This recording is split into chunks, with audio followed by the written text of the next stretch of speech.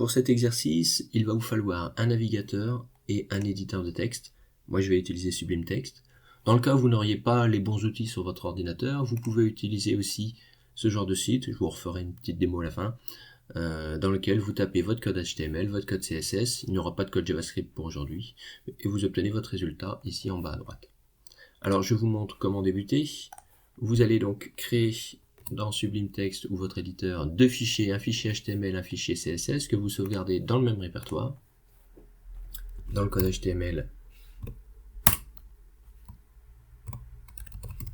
je rajoute 2-3 infos, une première balise H1.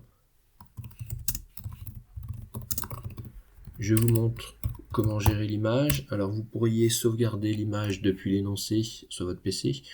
Là, je vais utiliser une autre méthode qui consiste à copier le lien, l'URL, et utiliser cette URL avec l'attribut src. Je vais aussi rajouter un lien vers le fichier style.css.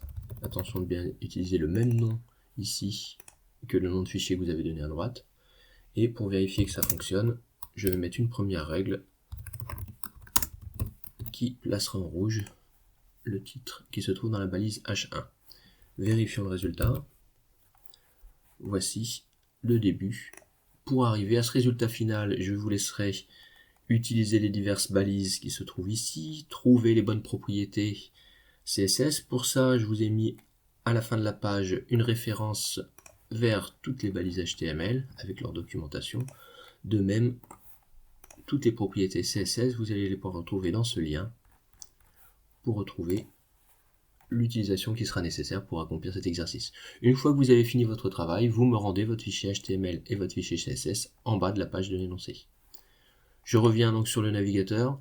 Si vous voulez utiliser ce site web, vous prenez le code HTML ou vous l'écrivez au fur et à mesure dans cette page. Vous pouvez placer votre code CSS dans cette partie et vous visualisez en cliquant sur Run en bas à droite. Vous enregistrez le contenu de ces cases que vous me rendez aussi à la fin de la page d'énoncé.